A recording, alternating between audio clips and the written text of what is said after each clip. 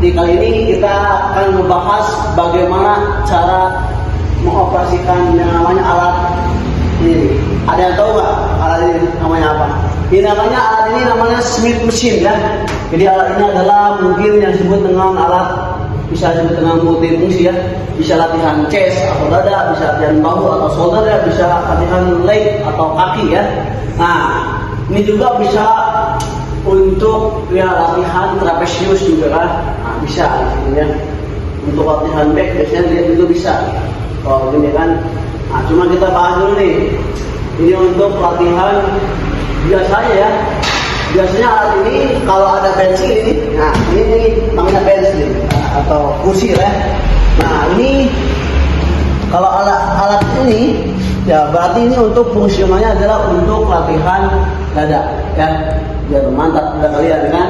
Nah tapi kalau ininya dicopot ya dia untuk biasanya untuk latihan kaki atau glute disebut dengan bokong ya. Nah kalau untuk dada ya ini kita bahas dulu untuk seputar membahas dada ya. Nah ini kalau untuk dada ini kalau posisi flat ya datar, ini untuk dada bagian tengah ya, untuk dada bagian tengah. Tapi kalau untuk dada bagian atas dia incline, dia naik ke atas ya, incline dia untuk dada bagian atas. Nah kalau untuk decline dia posisinya diganti, dia dari kepalanya dia di bawah ya, gini bagian bawah gini ya. Kita coba dulu posisikan bagaimana cara latihan dada ya. Kita bahas dulu untuk latihan dada di sini ya. Bagaimana sih bang cara latihan dada pakai Smith machine? Nah oke, kita bahas ya.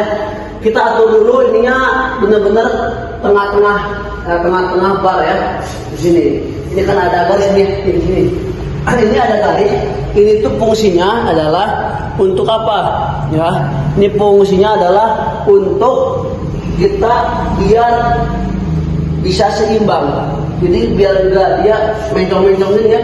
Nah, oke. Misalkan kita posisinya balik gini. Nah, biar tidak gini. Biar ini jadi patokan ya.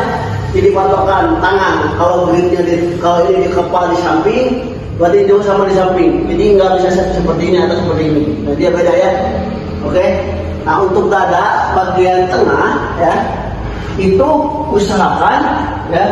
usahakan posisi bar ini ketika dia lanas turun, dia tepat di tengah-tengah dada kalian. Bukan di atas, bukan di bawah. Apalagi di perut ya, bukan. Jadi bagian tengah. Ya, ini barnya turunnya kalau posisi kalian di sini kurang pas nih. Nah, kalian juga bisa turun di sini. Nah, bisa agak mundur ya. Ini terlalu maju nih. Dia akan begini dulu. Nah ini udah pas nih tengah-tengah dada dia. Oke. Nah udah pas kasih gini. Kalian baru bisa mulai. Nah. Lakukan repetisi 12 kali 4 atau 15 kali 3 set ya, sesuai dengan kemauan kalian. Mau yang mana silakan. Nah, untuk posisi turun, nah ya, turun jangan terlalu bawah juga. Cukup dari dada itu sampai ke bar itu sekitar di 3 atau 5 cm aja ya. Nah, karena ini pakai Smith machine, dia jangan langsung didorong. Nah, jangan didorong. Dia angkat dulu sedikit, nah karena di sini dia ada pin nih, jadi dia angkat dulu sedikit. Nah ini dia tuh muter nih, lihatin, ya muter ke belakang, ya kan?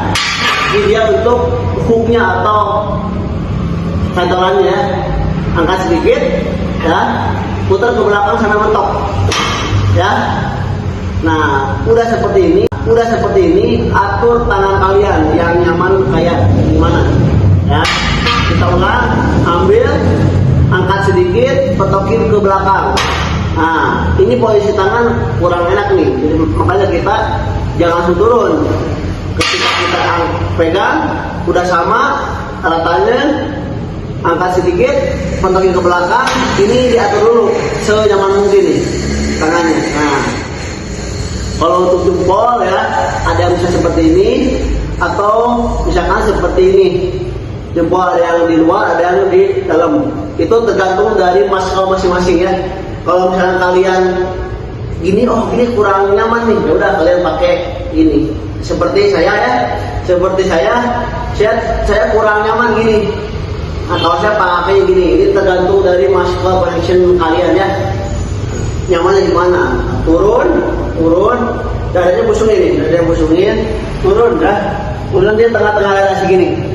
Jangan terlalu nempel, cukup segini aja. Tarik, pelan. Nah, gitu ya, pelan. Oke? Nah, pelan. Jadi jangan terlalu gini. Nah, jangan, ya. Jangan gitu. Jangan begini. Nah, jangan. Paknya pelan-pelan. Jadi nge-gym itu adalah pakai tempo atau pakai irama. Dirasain ya, maksudnya. Nah, pelan. Nah, pelan. Ya. Nah, ketika udah 12 nih, ya, berarti itu satu set kan, ya. Nah, ketika udah 12, berarti itu satu set. Nah, tiap set itu wajib ada istirahat atau recovery ya. Istirahatnya berapa detik, berapa menit? Oke. Biasanya melakukan itu antasnya itu adalah 30 detik sampai 1 menit. Tapi tergantung juga. Kalau kalian misalkan 1 menit kita masih lemas nih, nah kalian boleh agak lama sedikit. Jangan sampai kalian istirahat sambil main handphone ya, sampai ke setengah jam, sampai ke 10 menit, 15 menit, jangan ya. Kalian harus fokus. Taruhlah nanti juga ada waktunya kalian main handphone, ada waktunya kalian istirahat. Nah, biasanya kalau istirahat itu antar set digunakan untuk istirahat dan kemudian detak jantung atau napas ya, biar power endurance kita tuh stabil lagi. Nah, kayak gitu.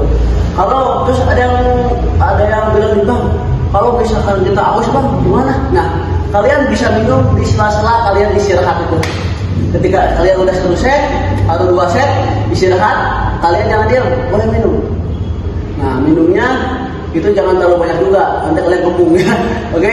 Kalian ya asal cukup aja ya, enggak udah mengeluarkan misalkan seret nih, minum aja sekali. Jangan kalau minum setengah galon itu, jangan, berproses ya. Nanti kalian dengan mantap stres di perut. Oke? Mantap ya. Nah, itu coba kita bahas dulu nih, satu kali lagi kita bahas ya yang disebut dengan incline. Incline itu kayak gimana? Nah, ini kebanyakan orang tidak tahu ya cara posisi incline ya. Nah, ini di sini ya, ini ada barnya 2 nih, dia bagi 2 nih. Kebanyakan orang kalau latihan incline ini dinaikin ini doang nih ya. Nah, gini. Nah, kebanyakan orang tuh gini. Nih, ini buat kalian, buat edukasi buat kalian ya. Ini kurang efektif nih. Kenapa? Bisa ya. Kalau untuk ketinggian ini jelas jangan terlalu tinggi ya, jangan terlalu tinggi. Kalau gini nantinya bukan ke dada tapi ke shoulder ya, atau bahu ya, ke bahu. Nah, jadi ini atur. Nah, cukup segini ya, atau segini. Ini masih kategori dada nih ya. Dan kenapa saya kurang efektif? Kenapa? Nih, di sini nih.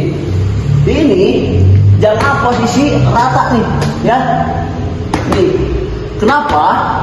Kenapa jangan posisi rata? Oke, kalau main beban 5 kilo, 2 kilo masih aman ketahan. Tapi kalau udah mainnya ratusan kilo atau 100 kilo, ini badan kita lama-lama dia turun. Nah, kayak contohnya gini nih. Ya, kita ambil dulu di sini. Contoh ya. Ini posisi gini ya. Kita posisi start ya. Kita main bebannya berat nih. Ketika kita mau push, dia itu bisa ke bawah nih. Ya. Tidak ada di sini, tidak ada tolakan ya, atau hentakan. Nah, bagaimana cara menggunakan bench untuk incline yang benar? Ininya full dinaikin. Nah, kayak gini. Kenapa? Karena ketika nanti kita main beban berat, kita ada tahanan di sini, ada hentakan di sini, ada tahanan.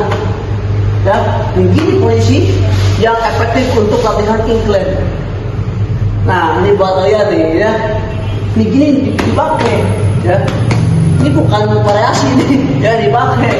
Ini untuk dia tuh ya Ini untuk nahan bagian perut belakang, ya, biar sini. Nah, bagaimana posisi incline yang benar ya? Jangan ketika kita langas turun, posisinya di bagian tengah atau di bawah dada, tapi di bagian atas dada. Makanya ketika kita pakai di sini, kita cobain dulu satu kali pakai beban yang enteng. Nah, ini terlalu atas nih, ini kena leher ya. Kalian bisa atur nih, ini kurang mundur sedikit nih. Nah, mundur kan. Nah, cobain dulu. Nah, segini cukup nih, ya. Cukup dia di atas dada nih, gini. Nah, posisi dada tetap aja. Bila tegak, pusing dadanya, ya. Kunci core sama perut kalian ya. Angkat sedikit, tetap kita putar ke belakang, turunnya pelan-pelan aja, pelan-pelan. Jangan terlalu dekat atau terlalu jauh. Cukup 3-5 cm dari bar ke badan ya. Cukup segini. Nah, 5 cm segini ya. Tadi ke atas pelan-pelan. Nah, ini kebanyakan orang yang melakukan ini adalah ketika beban akhir atau beban repetisi akhir itu dia terus si kepala ini selalu ngangkat gini. Nah, ada angkat gini. Itu disarankan jangan. Kenapa? Karena ini takutnya dia tertarik, dia kejepit nih. Ada yang main bench press di sini ya, ketika beban berat dipaksain lehernya ngangkat, itu jangan. Itu berbahaya kali ya. Jadi kalau posisi bebannya bisa kita main beban berat ya, makanya wajib ada partner atau sparring ya. Buat kalian yang ujungnya berempat, bertiga, jangan masing-masing. Berdua partneran, nanti gantian saling bantu, itu lebih efektif. Dada busungin, tidak beban berat ya, kepala tetap standby. Nah, gimana supaya kita pengen nambahin power di beban set terakhir? Gampang.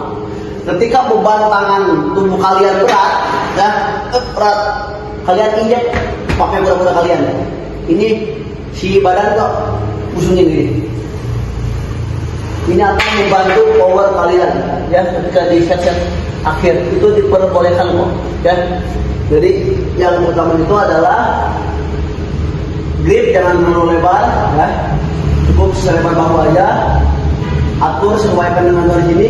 Kedua ini ada garis bantu ya, angkat dadanya busungin, turun bawah pelan. Nah, bakar aja pakai tempo ya, pakai tempo pelan-pelan. Nah, oke, pelan-pelan. Nanti kalau udah istirahat. Dan di sini ya, mungkin tidak semuanya alat tools seperti ini ya, karena kita di sini ini ada alat ini untuk safety-nya nih, safety-nya ini bawah sini. Nah, ini safety-nya. Ini untuk apa ya? Ini gunanya untuk pengaman. Jadi ketika kalau kalian berat, dia otomatis dia kunci sendiri nih, lihat ya. Jadi dia otomatis kunci sendiri nih, ya kan? Nah, ini untuk pengamannya. Kalau misalkan di tempat gym kalian tidak ada pengamannya, saran saya ya kalian minta tolong ke pelatih atau coach atau personal trainernya, atau kalau orang terdekat atau saudara, kalau kalian sama temen, coba deh minta support sama temennya. Jangan terlalu ego lifting ya, apalagi main beban berat, tolonglah ya. Jangan kalian ada cewek ya, pengen kelihatan kuat nih, gua tambahin beban gitu kan banyak, jangan. Ya kalian, ada cewek nih, biasanya anak-anak muda dia, anak-anak muda nih biasanya. Wah, ada cewek nih, tambahin beban biar kelihatan keren, jangan. Ya situ keren, nanti cedera, kalian keren nggak? Ya, jangan. Jadi atur kapasitas beban kalian. Boleh beban berat, tapi kita itu harus mampu ngangkat. Bang, gimana cara mengukur kapasitas beban kita? Ini kita udah paling berat apa kurang? Angkat.